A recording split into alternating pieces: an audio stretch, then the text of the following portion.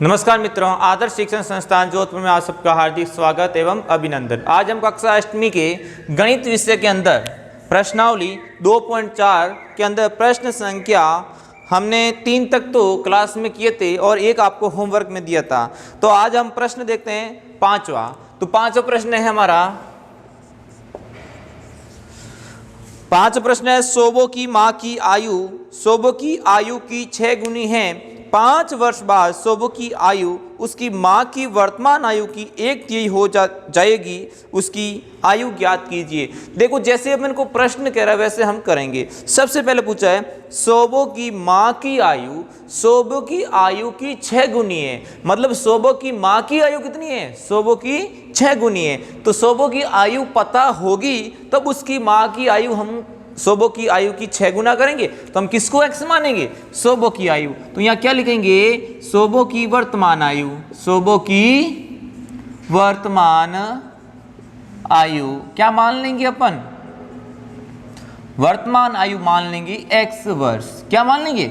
x वर्ष मान लिया। अब उसकी माँ की आयु कितनी है? सोबो की आयु की 6 गुनी है। तो यहाँ पर लिख देंगे सोबो की माँ की आयु, सोबो की माँ की आयु या सोबो की माँ की वर्तमान आयु, सोबो की माँ की वर्तमान आयु कितनी हो जाएगी? इसकी 6 गुना। मतलब 6 गुना वो उम्र में बड़ी है। समझ में आ गया? आगे क्या पूछा? देखो, आगे प्रश्न पूछा है 5 वर्ष बाद सोबो की आयु उसकी माँ की वर्तमान आयु की 1/3 हो जाती है। मतलब 5 वर्ष बाद दोनों की आयु बढ़ेगी नहीं बढ़ेगी? तो बताओ 5 वर्ष बाद सोबो की आयु कितनी हो जाएगी? तो 5 वर्ष बाद सोबो की आयु कितनी हो जाएगी? सोबो की आयु 6 नहीं, मतलब x + 5। मतलब 5 वर्ष बाद जितनी आयु होगी उसमें 5 वर्ष ऐड हो जाएंगे। अब उसकी माँ की वर्तमान आयु की 1/3 हो जाएगी। 5 वर्ष बाद सोबो की आयु उसकी माँ की वर्तमान आयु की 1/3 हो जाएगी। अब बताओ उसकी माँ की आयु 5 वर्ष बाद कितनी होगी? तो बताओ 5 वर्ष बाद सोबो की माँ की आयु कितनी हो जाएगी? देखो, उसकी वर्तमान वर्तमान आयु कितनी है? मतलब ये प्रश्न ऐसे कहेगा उसकी वर्तमान आयु जो ये होगी ना। देखो, ये पूछ रहा है कि सोबो की आयु, पूरा लिख रहा हूं, सोबो की आयु कब? 5 वर्ष बाद वाली। 5 वर्ष सोबो की आयु बराबर किसके बराबर हो जाएगी? उसके माँ की वर्तमान आयु की 1/3 हो जाएगी। तो माँ की वर्तमान आयु और इसकी कितनी हो जाएगी? 1/3 का मतलब 1 × 3 हो जाएगी। ये आपकी कंडीशन दे रखी है। देखो, 5 वर्ष बाद सोबो की आयु उसके माँ की वर्तमान आयु का 1/3 है। तो हमने ये लिख दी। देखो, 5 वर्ष बाद सोबो की आयु उसके माँ की वर्तमान आयु की 1/3 हो जाएगी। तो यही लिखी। तो 5 वर्ष बाद ये आयु कितनी है? x + 5 हो जाएगी। अब माँ की वर्तमान आयु कितनी है? बताओ, माँ की वर्तमान आयु कितनी हो जाएगी? तो माँ की वर्तमान आयु है 6x और उसका 1/3 भाग करेंगे तो वो उस सोबो के 5 साल बाद की आयु आ जाएगी। अब इसको हल कर लेते हैं। तो देखो, इधर भाग में, इधर किस में हो जाएगा? गुणे में आएगा। तो 3 × x + 5 = 6x हो जाएगा, नहीं हो जाएगा? अब देखो, अब इसका गुणा कर लेते हैं अंदर। 3x + 3 का 5 से किया 15 = 6x। अब देखो, x को एक तरफ कर लेते हैं, इस 3x को उधर भेजेंगे तो कितने में हो जाएगा? माइनस में हो जाएगा। तो 6x - 3x। तो 6x में से 3x गए, पीछे बच गए 3x = 15। x बराबर कितना हो गया? 15/3। तो x का मान कितना आ गया? 5। तो हमने 5 क्या माना, x क्या माना था, x हमने हमारा सोबो की वर्तमान आयु, सोबो की वर्तमान आयु कितने वर्ष आई, 5 वर्ष आई। और हमें किसकी संख्या क्या ज्ञात करनी है, तो उसकी आयु ज्ञात कीजिए।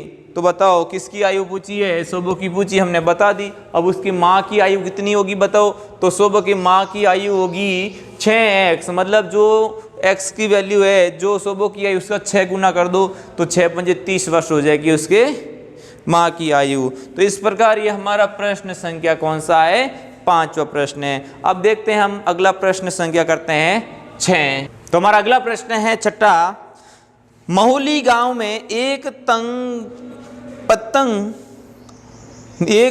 आयताकार भूखंड विद्यालय बनाने के लिए सुरक्षित है। इस भूखंड की लंबाई और चौड़ाई 11:4 का अनुपात है। गांव पंचायत को इस भूखंड की बाड़ बनाने में 100 रुपये प्रति मीटर की दर से 75,000 रुपये व्यय करने होंगे। तो आपको इसके अंदर क्या ज्ञात करना है, भूखंड की माप ज्ञात कीजिए। तो भूखंड का माप मतलब लंबाई और चौड़ाई ज्ञात करनी है आपको, समझ में आ गया।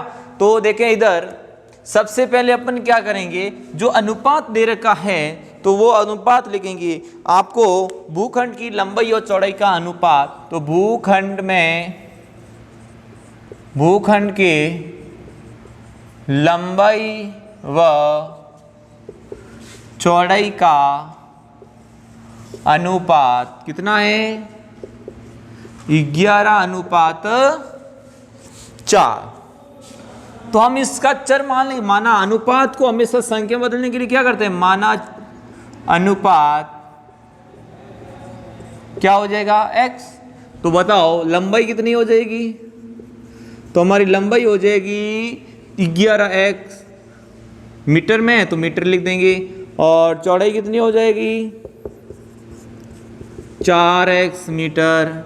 ओके, तो लंबाई आ गई, चौड़ाई आ गई। आगे क्या पूछा है, इस गांव में भूखंड बाढ़ लगाने में 100 रुपये प्रति मीटर की दर से 75,000 रुपये खर्च किए। अब देखो प्रश्न कह रहा है कि 100 रुपये में, मतलब 100 रुपये प्रति वर्ग मीटर की दर से, तो 100 रुपये में 1 मीटर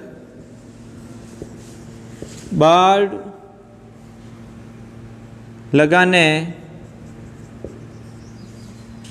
या इसलिए 1 मीटर बाढ़ लगाने में खर्च कितना है, 100 रुपये। अब आपको रुपये दे रखे हैं, मीटर ज्ञात करना, तो इसको उल्टा लिख सकते हैं, ऐसे भी लिख सकते हैं, 100 रुपये में बाढ़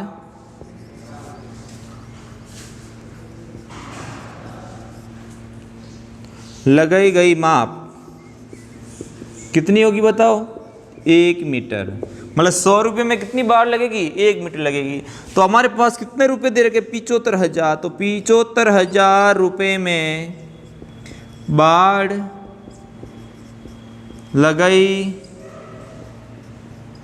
गई माप कितनी हो जाएगी, 1/100 × 75,000। समझ में आ गया ये कैसे किया, देखो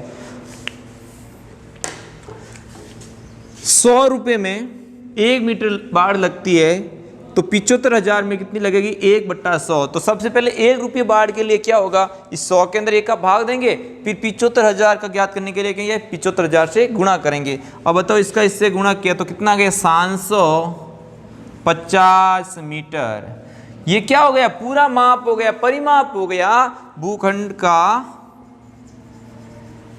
परिमाप हो गया। क्या हो गया, ये भूखंड का परिमाप आ गया है, चारों ओर का माप आ गया। टोटल रुपए दे दिए और आपको रेट बता दी, उस रेट से अपन को लंबाई निकाल दी। अब बताओ हमें भूखंड आयताकार है, तो उसका आयताकार भूखंड का क्षेत्रफल का सूत्र क्या होगा बताएं। तो आयताकार भूखंड का क्षेत्रफल, आयताकार भूखंड का क्षेत्र नहीं, आप भूखंड का परिमाप, सॉरी, परिमाप का सूत्र क्या है बताइए। परिमाप का सूत्र क्या है, 2 × लंबाई × चौड़ाई, 2 × लंबाई प्लस चौड़ाई, L इंटू बी का मतलब लंबाई प्लस चौड़ाई। तो यहाँ पर क्या हो जाएगा, परिमाप आपको दे रखा है 750 बराबर 2 इंटू लंबाई कितनी दे रखी है आपको 11x और चौड़ाई कितनी दे रखी है 4x। तो इस यहाँ से आपको समीकरण बनेगी और x का मान आ जाएगा।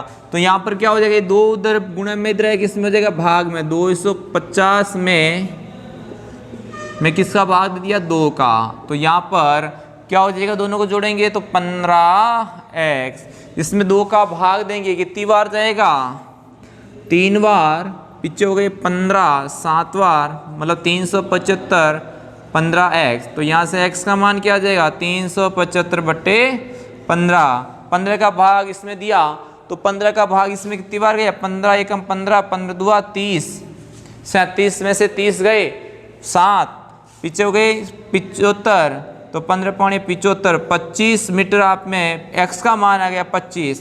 तो हमें x क्या माना था, अनुपात माना था, और हमें लंबाई और चौड़ाई चाहिए। तो लंबाई कितनी हो जाएगी बताएं, तो आपकी लंबाई L हो जाएगी 11x का मतलब 11 इंटू 25 से गुणा करना कितना आ रहा है, तो 11 को 25 से गुणा करेंगे तो यह आएगा आपके 25 5 7 2 275 मीटर आ जाएगा। कितना आ जाएगा 275 मीटर आपकी लंबाई आ गई। और चौड़ाई कितनी हो जाएगी, चौड़ाई b बराबर 4 इंटू 25 मतलब 100 मीटर आपकी क्या आ जाएगी चौड़ाई आ जाएगी। तो इस प्रकार आपकी लंबाई आ गई है 275 मीटर और चौड़ाई आ गई 100। तो देखो सबसे पहले लंबाई चौड़ाई के चर के रूप में माना, इसको इसका मान हो गया 11x और 4x। फिर आपको जो कंडीशन दे रखी उसके अनुसार अपन को परिमाप निकाला, जो परिमाप है इसके सूत्र के बराबर रख के हमने x का मान निकाला और x का मान यहाँ पर रखने पर लंबाई और चौड़ाई आ गई। तो इस प्रकार ये हमारा प्रश्न संख्या 6। अब अगले प्रश्न हम अगले वीडियो में करेंगे। आज के लिए धन्यवाद।